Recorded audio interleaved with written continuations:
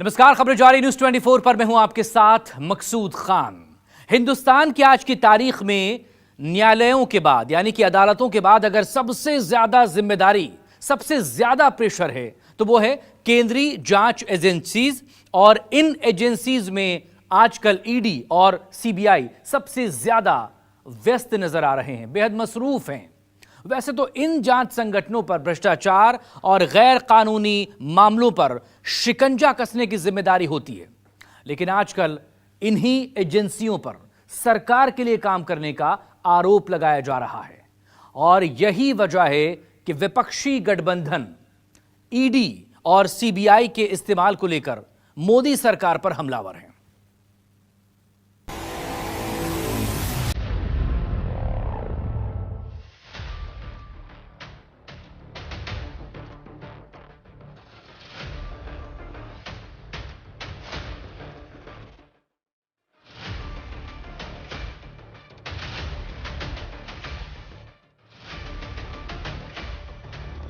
ED CBI की red जारी, विपक्ष की मुसीबत भारी।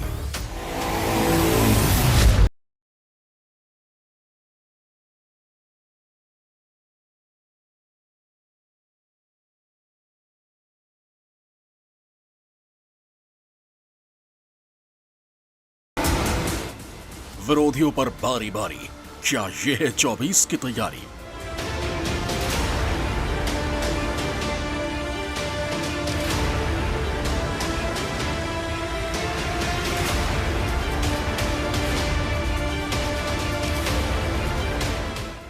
विपक्षी राज्यों में ही अपराध, सत्ता पक्ष कैसे पाक साफ?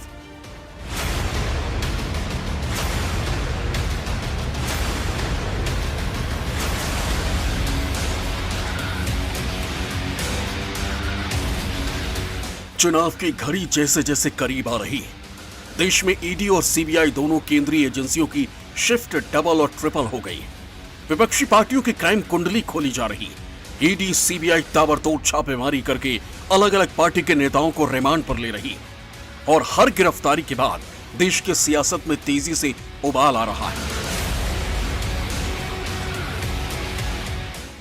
इसी कड़ी में सीबीआई ने रविवार को पश्चिम बंगाल में नगर पालिका भर्ती घोटाले मामले में कोलकाता के मेयर और टीएमसी नेता फिरहाद हकीम और टीएमसी विधायक मदन मित्रा के घरों समेत 15 जगहों पर छापेमारी की। सीबीआई की एक टीम आज सुबह हकीम के दक्षिण कोलकाता के घर पर पहुंची। दरअसल सीबीआई पश्चिम बंगाल में नगर निकायों की तरफ से की गई भर्ती में कथित अनियमितताओं की जांच कर रही है। बंगाल सरकार में पूर्व मंत्री और उत्तर 24 परगना जिले के कमरहाटी के विधायक मदन मित्रा के घर पर भी सीबीआई ने छापा मारा। आपको बता दें कि ममता बनर्जी के करीबी माने जाने वाले मंत्री फिरहाद हकीम शहरी विकास और नगर पालिका मामलों के मंत्री हैं। फिरहाद हकीम का टीएमसी और अपने इलाके में अच्छा खासा प्रभाव है। जैसे ही तलाशी शुरू हुई, हकीम के समर्थक उनके घर के बाहर जमा हो गए और विरोध प्रदर्शन शुरू कर दिया। कोलकाता के अलावा सीबीआई उत्तर 24 परगना के हाली शहर और कांचरापाड़ा भी गई। सीबीआई अधिकारियों की एक टीम हाली शहर नगर पालिका के पूर्व चेयरमैन के घर गई। सीबीआई की 4 सदस्यीय टीम तृणमूल नेता अंशुमन रॉय के घर भी गई। जो ईडी ले गई है वो अपने हिसाब से जांच पड़ताल किया होगा, उसने किया होगा अपने हिसाब से और अपने हिसाब से कार्रवाई कर रही है। उसमें सरकार से कोई लेना देना नहीं, पार्टी से भी कोई लेना देना नहीं। ममता बनर्जी जी के अंदर प्रधानमंत्री योजनाओं के नाम का एक डर पैदा हो गया।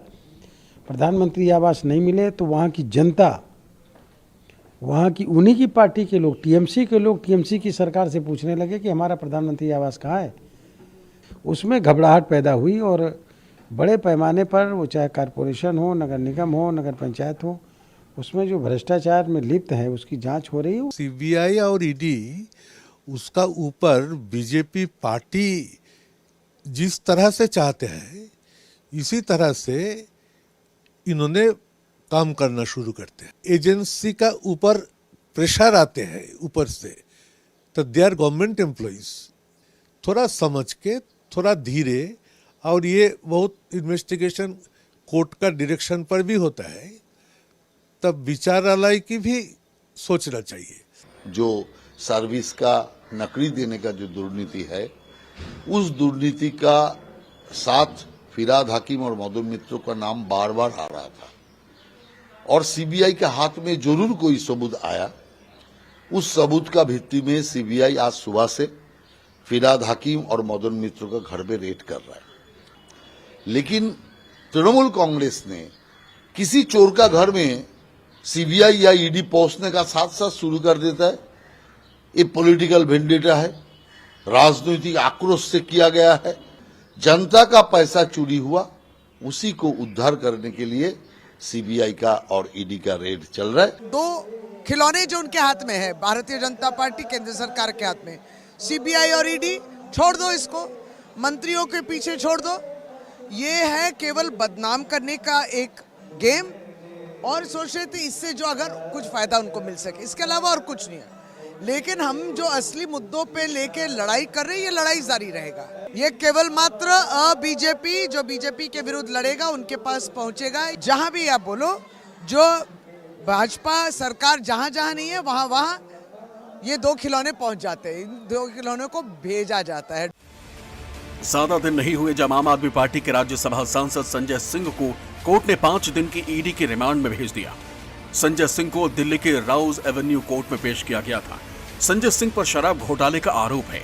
इसके साथ ही शराब घोटाले में ही गिरफ्तार हुए मनीष सिसोदिया 221 दिन से जेल में हैं। उनकी जमानत याचिका पर अब 12 अक्टूबर को सुनवाई है। शराब घोटाले के आरोप में गिरफ्तार संजय सिंह को भी दिल्ली की अदालत ने 10 अक्टूबर तक ईडी के रिमांड में भेज दिया है।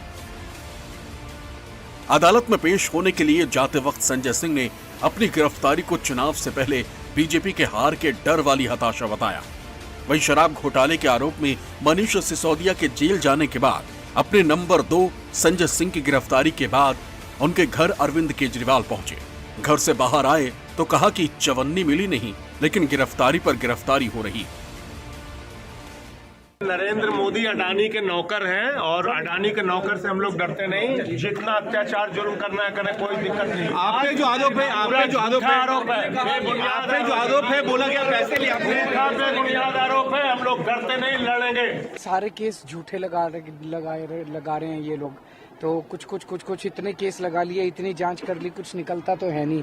तो इस जांच के खेल में टाइम ही खराब होता है, सबका टाइम खराब होता है, जांच एजेंसियों का भी टाइम खराब होता है, सरकार का भी।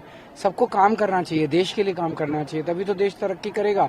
सबको झूठे केसों में फंसा के उससे तो देश तरक्की नहीं करेगा। एक तरफ भ्रष्टाचार है, घोटाला है, जांच है, गिरफ्तारी है और रिमांड है, तो दूसरी तरफ विपक्ष के सवाल हैं, सियासत है, प्रदर्शन है और ईडी के दुरुपयोग का आरोप है। विपक्ष का आरोप है कि चुनाव के डर से सरकार ईडी का दुरुपयोग कर रही है।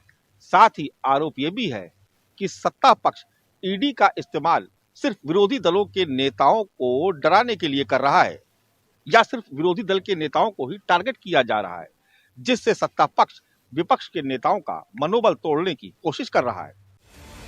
हालांकि सच्चाई ये भी है कि आज जो विपक्षी दल सत्ता पक्ष पर केंद्रीय जांच एजेंसियों के गलत इस्तेमाल का आरोप लगा रहे हैं, उन्होंने भी अपने राज्य में विरोधियों को दबाने के लिए सीबीआई जैसी एजेंसियों का इस्तेमाल खूब किया। हालात ये हो चुके थे कि सुप्रीम कोर्ट को टिप्पणी करते हुए सीबीआई को राजनीति के पिंजरे का तोता तक कहना पड़ गया था। लेकिन यूपीए सरकार के मुकाबले एनडीए सरकार में ईडी और सीबीआई के इस्तेमाल कई गुना बढ़ी। आंकड़ों के मुताबिक यूपीए राज के मुकाबले एनडीए राज के 8 साल में ईडी की 27 गुना ज्यादा छापेमारी हुई है। यूपीए राज के मुकाबले एनडीए राज में नेताओं के खिलाफ 4 गुना ज्यादा मामले। यूपीए राज में 2 पूर्व मुख्यमंत्री जांच के घेरे में आए तो एनडीए राज में ईडी की जांच के रडार में 1 मुख्यमंत्री और 14 पूर्व मुख्यमंत्री आए। यूपीए राज में ईडी 3 मंत्रियों की जांच करती, जबकि एनडीए राज में ईडी 19 मंत्रियों को जांच के दायरे में लाती। यूपीए राज में 3 सांसद तो एनडीए राज में 24 सांसद जांच के दायरे में आते हैं। यूपीए राज में एक भी विधायक, पूर्व सांसद नहीं, लेकिन एनडीए राज में ईडी की जांच का घेरा 21 विधायक, 11 पूर्व विधायक और 7 पूर्व सांसद तक कस जाता है।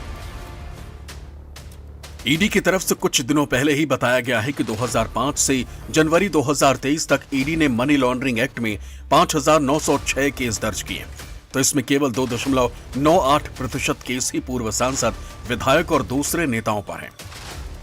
लेकिन ईडी के इस तरह के बयानों से विपक्ष इत्तेफाक नहीं रखता। विपक्ष का मानना है कि केंद्रीय जांच एजेंसियां बीजेपी के इशारे पर काम करती और सिर्फ विपक्षी नेताओं को ही परेशान करती। जो सरकार घबरा रही है जनता से और विपक्ष के गठबंधन से, खासकर पीडीए की ताकत से, इसलिए जानबूझ करके छापे उन लोगों पर डाले जा रहे हैं जिससे डिमोरलाइज किया जा सके और जनता में उन्हें बदनाम किया जा सके। जिस तरीके से पॉलिटिकल लाभ लेने के लिए इन संस्थाओं का इस्तेमाल किया जा रहा है, इसकी खिलाफत हर दल कर रहा है। अगर यही बात है तो बीजेपी अपने लोगों के यहाँ ईडी क्यों नहीं छापा मार रही है? इनकम टैक्स छापा क्यों नहीं मारे बीजेपी अपने यहाँ? जो इस सरकार के खिलाफ होगा उसके ऊपर इस तरह छापा पड़ेंगे। जो उनके इलेक्शन अलायंस पार्टनर्स हैं भारतीय जनता पार्टी के, सीबीआई, इनकम टैक्स और एनफोर्समेंट डायरेक्टरेट, वो बिल्कुल अपनी मेहनत में लगे हुए हैं किसी भी तरीके से भारतीय जनता पार्टी को फिर से विजयी बनाना है। पर पूरा देश देख रहा है किस तरीके से अपना ईमान धर्म सब छोड़कर ये लोग भारतीय जनता पार्टी के एजेंट्स बन गए हैं। और जनता 2024 में इनको इनकी जगह दिखाएगी और उम्मीद करती हूँ जब सरकार बदलेगी हम फिर से इनको एक इंडिपेंडेंट एजेंसीज का दर्जा देंगे जहां बगैर किसी फेयर, बगैर किसी फेवर के और बगैर किसी सत्ताधारी पार्टी के अनुसार ये काम कर पाएंगे। चुनाव नजदीक आ गया और पॉलिटिकल लाइन ले नहीं पा रही है बीजेपी या टॉप जो इनके दो लोग हैं, तो इनको सीबीआई, ईडी वगैरह ना कहा जाए, बेकार बेचारे इन एजेंसीज को बदनाम कर रहे हैं। सत्ता शीर्ष पे बैठे दो लोगों को लगता है कि यही एकमात्र विकल्प है पॉलिटिकली डील करने का, तभी और बढ़ेगा। मैं आपसे कहूं कि प्रतिदिन एक सवाल आपका किसी न किसी रेड से होगा और ये जाहिर तौर पर संदेश देता है कि चीजें कहां तक पहुंच गई हैं। सर, जो है साल 2019 में एक नोटिफिकेशन जारी कर केंद्र सरकार ने prevention of money laundering act में बदलाव किए। इसके तहत ईडी को स्पेशल पावर दी गई। ईडी इस कानून के तहत किसी भी व्यक्ति के आवास पर छापेमारी कर सर्च कर उसे गिरफ्तार कर सकती है। इसके पहले किसी और इन एजेंसी के द्वारा दर्ज की गई एफआईआर में या चार्जशीट में पीएमएलए की धाराएं लगने पर ही ईडी जांच करती थी, लेकिन अब ईडी खुद ही एफआईआर दर्ज करके गिरफ्तारी कर सकती है। जांच एजेंसियों के हर एक्शन को विपक्ष के नेता सियासत से प्रेरित बताते हैं, दावा करते हैं कि डराने की कोशिश भले जांच के नाम पर हो लेकिन डरेंगे नहीं। आप सांसद संजय सिंह की गिरफ्तारी के दिन से ही देश में नए छापे जांच एजेंसियों की तरफ से शुरू हो गए थे। ईडी ने पश्चिम बंगाल सरकार में खाद्य और आपूर्ति मंत्री रथिन घोष और पूर्व नगर पालिका अध्यक्ष के ठिकानों पर छापेमारी की। वहीं तमिलनाडु में डीएमके सांसद एस जगत रक्षकन के परिसरों पर आयकर विभाग ने तलाशी ली। तेलंगाना में आईटी ने बीआरएस विधायक मगंती गोपीनाथ से जुड़े ठिकानों पर छापेमारी की। उत्तर प्रदेश के लखनऊ, वाराणसी, आजमगढ़ से मुंबई तक समाजवादी पार्टी के नेता अबू आजमी के ठिकानों पर छापे पड़ने लगे। सत्ता के खिलाफ विपक्षी एकजुटता वाली इंडिया गठबंधन बनने के बाद से विपक्षी पार्टियों के बड़े बड़े लीडर भी जांच एजेंसियों के रडार पर हैं।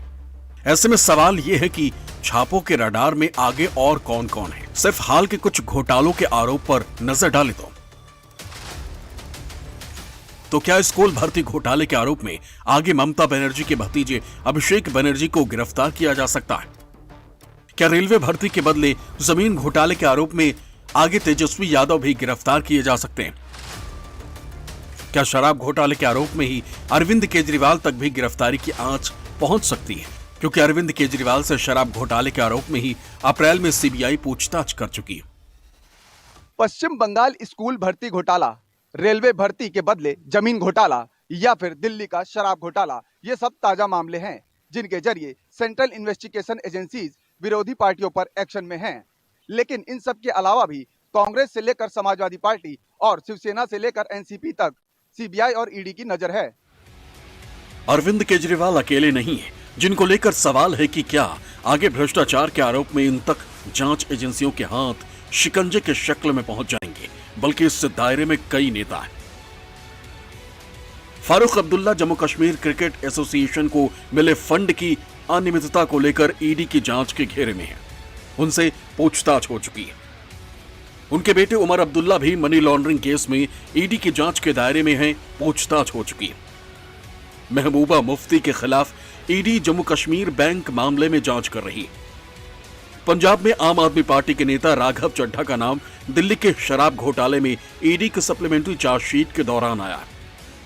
पंजाब में ही कांग्रेस के पूर्व सीएम चरणजीत सिंह चन्नी के खिलाफ अवैध खनन मामले में ईडी जांच कर रही। दिल्ली में सोनिया गांधी, राहुल गांधी और कांग्रेस अध्यक्ष मल्लिकार्जुन खड़गे से नेशनल हेराल्ड केस में ईडी पूछताछ कर चुकी। उत्तर प्रदेश में अखिलेश यादव गोमती रिवर फ्रंट घोटाले में आरोपी हैं। सीबीआई और ईडी दोनों की जांच चल रही। बिहार में लालू यादव, पत्नी राबड़ी देवी, बेटे तेजस्वी यादव तीनों के खिलाफ CBI land for job case में जांच कर रही। झारखंड के मुख्यमंत्री हेमंत सोरेन को बार बार ईडी पूछताछ के लिए बुला रही। मामला जमीन घोटाले का है। महाराष्ट्र में शरद पवार पर 2019 महाराष्ट्र सहकारी बैंक से जुड़े अनियमितताओं में मनी लॉन्ड्रिंग का केस है, जिसे लेकर ईडी जांच कर रही। वहीं उद्धव ठाकरे पर आय से अधिक संपत्ति का आरोप है, जिसकी जांच भी ईडी के दायरे में है। विपक्ष शासित राज्यों में सीबीआई, ईडी जैसी सेंट्रल जांच एजेंसियों की एंट्री और एक्शन पर सवाल उठते रहे। विपक्षी दलों का आरोप है कि केंद्र सरकार के इशारे पर सीबीआई और ईडी विपक्षी दलों के नेताओं के खिलाफ कार्रवाई करते, जिसे लेकर गैर बीजेपी शासित राज्य सरकारों ने भी एक्शन लेने की शुरुआत की। आपको बता दें कि विपक्ष शासित 10 राज्य ऐसे हैं जहां सीबीआई बिना राज्य सरकार के परमिशन के कोई जांच या धरपकड़ नहीं कर सकती। पश्चिम बंगाल, झारखंड, पंजाब, तेलंगाना, छत्तीसगढ़, केरल, मिजोरम, मेघालय और राजस्थान के बाद अब तमिलनाडु भी केंद्रीय जांच एजेंसियों पर बैन लगाने वाले राज्यों में शुमार है। इन राज्यों में सीबीआई और ईडी जैसी केंद्रीय एजेंसियां किसी शिकायत पर बिना राज्य सरकार की सहमति प्राप्त किए कोई कार्रवाई नहीं कर सकती।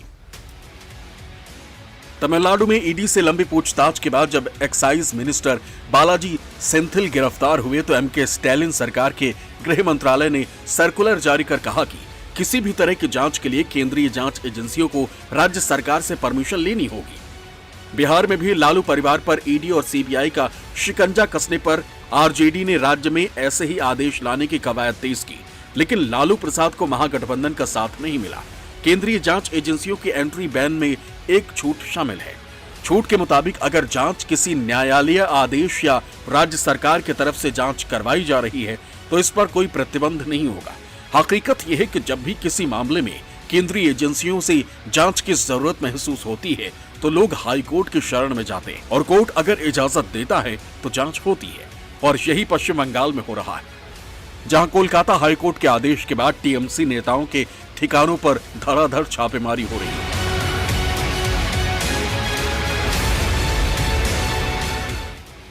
चुनावी मौसम में ईडी और सीबीआई के बढ़ते एक्शन ने सवाल उठाया है कि आखिर सारे एक्शन विपक्षी पार्टियों और उनके नेताओं पर ही क्यों। ये सवाल तब भी सामने आते थे जब कांग्रेस या यूपीए की सरकार रही है, लेकिन जिस तेजी से पिछले कुछ महीनों में केंद्रीय एजेंसियों ने अपनी जांच का दायरा बढ़ाया है, उससे आने वाले वक्त में देश की राजनीति का पारा हाई होना तय है। और ईडी सीबीआई के रेड चुनावों को किस करवट लेकर जाती है, ये देखना भी दिलचस्प होगा। Bureau report, news 24।